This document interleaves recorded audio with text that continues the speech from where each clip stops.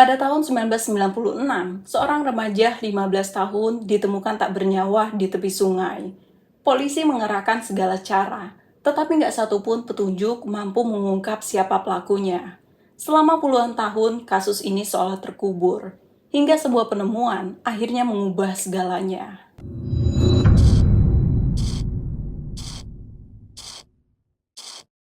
Sebelum kita lanjut, jangan lupa subscribe, aktifkan notifikasinya, biar nggak ketinggalan kisah-kisah kelam berikutnya. Sekarang, duduk nyaman, kita mulai ceritanya.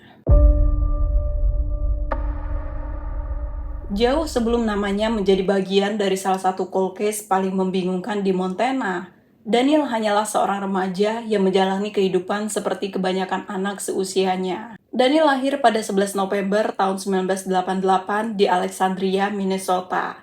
Di sanalah Daniel menghabiskan masa kecilnya sebelum kemudian, gak lama setelah kelahiran adik keduanya, orang tua Daniel memutuskan pindah ke Belgrade, Montana, tempat yang tenang dikelilingi pegunungan yang jauh dari perkotaan. Tetapi Belgrade tempat populer bagi wisatawan yang berdatangan untuk main ski, hiking, atau sekadar menikmati keindahan alam. Itulah salah satu alasan orang tua Daniel pindah ke Belgrade. Selain itu, ayahnya juga mendapatkan tawaran kerja di sana.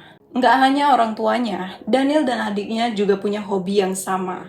Mancing, hiking, atau berperahu di sungai-sungai sekitar tempat tinggal mereka adalah cara terindah keluarga Daniel menikmati kebersamaan keluarga. Lalu, pada 21 September tahun 1996, kota Belgrade merayakan pesta tahunan di mana orang-orang akan meramaikan jalanan, menonton pertunjukan, dan menikmati momen perayaan bersama. Pada malam harinya, Daniel yang saat itu berumur 15 tahun, rencananya akan bertemu dengan teman-temannya. Tetapi sebelum itu, dia masih punya waktu luang yang dia habiskan untuk berjalan-jalan di jalanan setapak dekat sungai di dekat rumah mereka. Saat Daniel berpamitan, ibunya meminta Daniel pulang sebelum jam 2 siang, sambil memberikan jam tangan ibunya karena saat itu Daniel belum punya jam tangan sendiri. Setelah mengambil sebotol air, Daniel pun pergi dan berjanji akan pulang tepat waktu. Tetapi saat jam menunjukkan tepat jam 2 siang, Daniel belum juga pulang. Ibunya yang mengira Daniel lupa waktu langsung pergi menyusul Daniel. Setibanya di lokasi jalanan setapak yang biasa disusuri Daniel, ibunya melihat mobil Daniel terparkir. Saat ibunya mengecek mobil Daniel, ternyata mobil itu nggak terkunci. Beberapa barang Daniel juga ada di mobilnya, tapi Danielnya nggak tahu di mana. Ibunya yang saat itu bersama seorang teman menyusuri jalanan setapak yang biasa dilalui Daniel. Di tengah perjalanan itulah, mereka menemukan kunci mobil dan botol minum Daniel tergeletak di tepi jalanan. Ibunya mulai khawatir, mempercepat langkahnya sambil berteriak memanggil Daniel. Tapi sepanjang jalan yang mereka susuri, nggak ada tanda-tanda keberadaan Daniel. Sore itu juga ibunya langsung menelpon ayah Daniel dan melapor ke polisi. Saat itu mereka mengira mungkin Daniel terpeleset atau jatuh ke lereng. Tetapi berjam-jam pencarian di jalanan setapak, juga hutan, dan area sekitar, sama sekali nggak ada jejak Daniel. Sampai pada malam harinya, suhu mulai turun dan tim pencarian terpaksa menunda pencarian. Keluarga Daniel nggak mau pulang. Mereka terus mencari Daniel, dibantu para tetangga dan relawan juga teman-teman Daniel. Seorang pria bersama anaknya yang tetap lanjut mencari Daniel pada malam itu, menyusuri area hutan tepi sungai. Beberapa ratus meter dari titik pencarian, mereka melihat sesuatu tersangkut di tepian sungai. Setelah mereka melihat lebih dekat, saat itulah mereka langsung berteriak memanggil rombongan lainnya. Daniel ditemukan tergeletak di tepian sungai dalam keadaan meninggal dunia. Jasad Daniel langsung diserahkan ke ahli medis untuk diperiksa. Sementara pemeriksaan itu dilakukan, penyelidik yang menangani kasus Daniel langsung mengumumkan bahwa penyebab kematian Daniel karena kecelakaan tunggal. Secara kasat mata, nggak ada luka serius di tubuh Daniel, sehingga penyelidik menilai mungkin Daniel terpeleset dan jatuh ke sungai. Tetapi keluarga Daniel meragukan hal itu. Mereka tahu pasti Daniel sudah biasa menyusuri jalanan setapak itu. Nggak masuk akal bagi mereka kenapa Daniel bisa tenggelam di sungai yang dangkal. Beberapa hari kemudian, hasil pemeriksaan jasad Daniel membuktikan keraguan orang tuanya.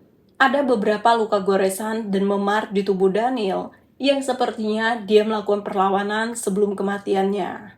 Pihak medis juga melaporkan bahwa pakaian dalam Daniel turun ke bawah. Laporan itu juga mencatat bahwa Daniel dirudal paksa sebelum kematiannya. Ada sampel biologis pria tak dikenal pada pakaian dalamnya, dan tentang kematiannya, pihak medis setuju Daniel tewas karena tenggelam. Tapi mereka meragukan itu murni kecelakaan. Jam tangan Daniel berada di sikunya, bukan di pergelangan tangan.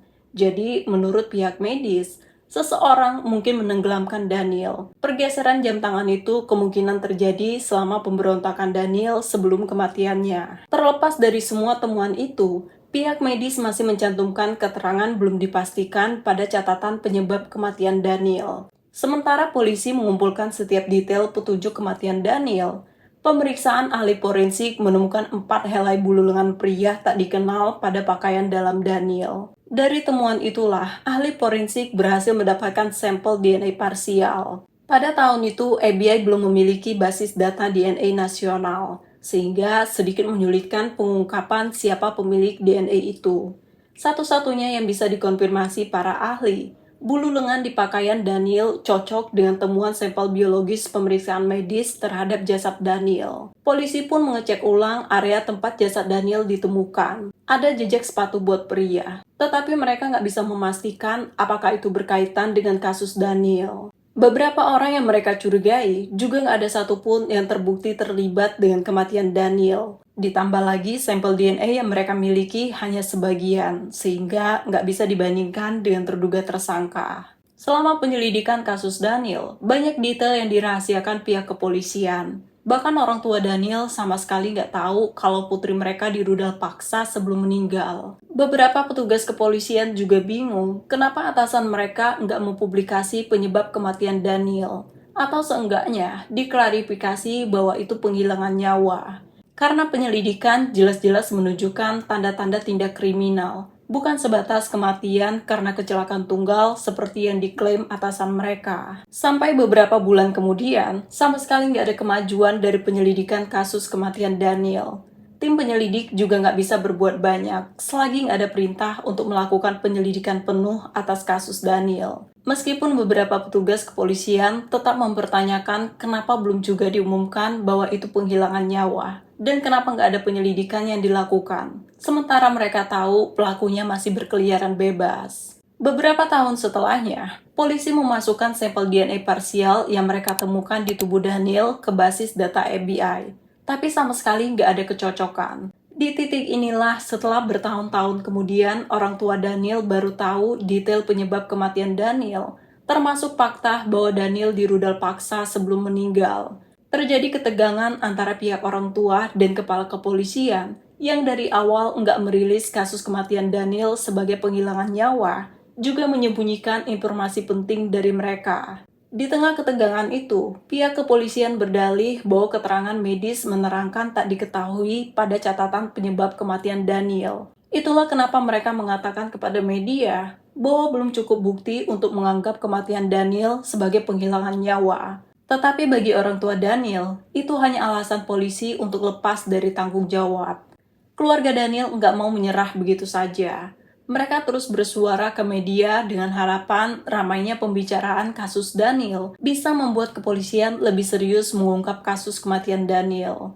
23 tahun kemudian, tepatnya tahun 2019, perjuangan keluarga Daniel akhirnya bisa membuat kepolisian membuka kembali cold case kematian Daniel. Sayangnya penyelidikan itu tetap nggak membuahkan hasil. Basis data DNA FBI belum menemukan kecocokan siapa pemilik DNA parsial yang ditemukan di pakaian Daniel. Kasus Daniel pun tetap menjadi cold case. Sampai akhirnya pada tahun 2021, Kepala Kepolisian yang baru memimpin Departemen Kepolisian Belgrade memerintahkan penyelidikan penuh atas kasus kematian Daniel.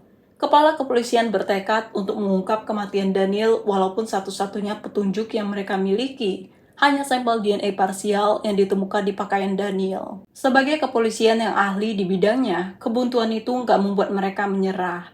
2 ahli mereka rekrut dalam penyelidikan. Salah satunya mantan penyidik dari California dan spesialis DNA untuk fokus mengidentifikasi pemilik rambut dan sampel biologis di pakaian Daniel. Sampel itu dikirim ke lab California untuk diperiksa. Proses yang memakan waktu panjang, tetapi berkat keputusan ini, setelah 27 tahun kemudian, tepatnya Agustus 2023, Kasus Daniel secara resmi direklarifikasi sebagai penghilangan nyawa. Pada awal tahun 2024, penyelidikan ini akhirnya menemukan titik terang setelah lab California mengirimkan profil DNA lengkap dari sampel DNA parsial yang mereka periksa. Hasil pemeriksaan itu diteruskan ke lab Virginia dengan harapan mereka bisa menggunakan silsilah genetik untuk melacak si pemilik DNA. Beberapa bulan setelahnya, pemeriksaan di lab Virginia berhasil menemukan pria yang cocok dengan profil DNA kasus kematian Daniel. Pria itu bernama Paul Hutchison, berusia 55 tahun dan tinggal di kota Dillon sekitar 100 mil dari lokasi kematian Daniel. Saat kasus ini terjadi, Paul berusia 27 tahun, mahasiswa di Universitas Montana yang cuma 12 mil dari Belgrade. Setelah menyelesaikan pendidikannya, Paul bekerja di Montana. Dia sudah menikah dan memiliki 2 anak. Tetapi sama sekali nggak ada catatan kriminal, bahkan untuk pelanggaran kecil sekalipun. Untuk memastikan penyelidikan mereka, pada 23 Juli tahun 2024, polisi menemui Paul di kantornya. Paul yang saat itu sedang mengobrol bersama teman-temannya, langsung menunjukkan wajah pucat melihat polisi mendatangi mereka. Meskipun Paul mencoba menyembunyikan kegelisahannya, penyidik dengan santai membuka obrolan tentang kasus-kasus yang nggak terpecahkan di daerah mereka. Sebelum akhirnya mereka menyodorkan foto Daniel Housen. Saat itulah Paul terlihat gugup. Beberapa kali dia mengusap rambutnya, berkeringat, menggigit kuku jarinya, sampai tersandung saat dia berdiri setelah interogasi itu selesai. Paul membantah keterlibatannya dengan kematian Daniel. Tetapi bagi polisi, reaksi Paul menjawab semua keterlibatannya. Pengakuan Paul juga nggak terlalu penting. Polisi hanya perlu menunggu hasil pemeriksaan sampel DNA Paul. Sementara menunggu hasil pemeriksaan, polisi menginformasikan kepada keluarga Daniel bahwa mereka sudah menemukan tersangka kasus kematian Daniel. Kabar yang dari dulu ditunggu-tunggu keluarga Daniel, walaupun masih ada persidangan yang harus tetap mereka lalui untuk menyelesaikan kasus kematian Daniel. Tapi semuanya berubah setelah Paul tiba-tiba menelpon polisi dan mengatakan bahwa dia butuh bantuan. Paul memberitahu lokasinya, lalu langsung menutup telepon. Saat petugas tiba di lokasi, mereka melihat mobil Paul terparkir di sisi jalan. Di dalam mobil itu, Paul Hutchison tewas dengan pistol tergeletak di sampingnya. Dia mengakhiri nyawanya sendiri. Nggak ada catatan apapun di mobilnya. Tapi motifnya jelas, Paul mungkin tertekan dan sadar bahwa nggak ada cara lain untuk menghindari penjara, menjalani hukuman jauh dari istri dan anak-anaknya. Situasi yang mengejutkan semua pihak. Nggak ada yang benar-benar tahu apa yang dilakukan Paul 30 tahun sebelumnya. Istri dan keluarganya juga baru tahu tentang tuduhan ini di hari kematian Paul. Rekan kerjanya yang mengenal Paul sebagai pria penyayang keluarga sangat terkejut bahwa Paul tersangka atas kasus kematian Daniel 30 tahun silam. Menurut analisa polisi, kemungkinan hari itu Paul secara kebetulan berpapasan dengan Daniel dan memutuskan untuk melakukan pemerkosaan terhadap Daniel sebelum kemudian mengakhiri nyawa Daniel untuk lepas dari tuntutan atas kejahatannya.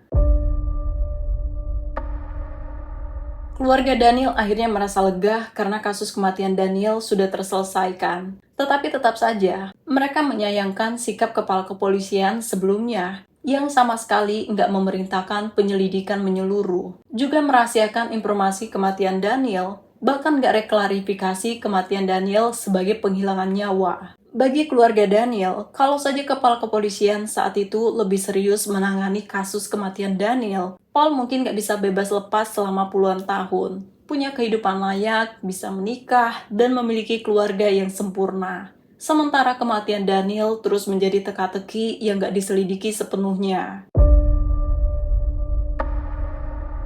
Terima kasih telah menonton kisah ini sampai selesai. Kalau kamu suka dengan cerita serupa, jangan lupa subscribe, aktifkan notifikasinya, dan bagikan video ini biar semakin banyak yang tahu cerita yang jarang dibahas. Sampai jumpa di cerita kelam berikutnya.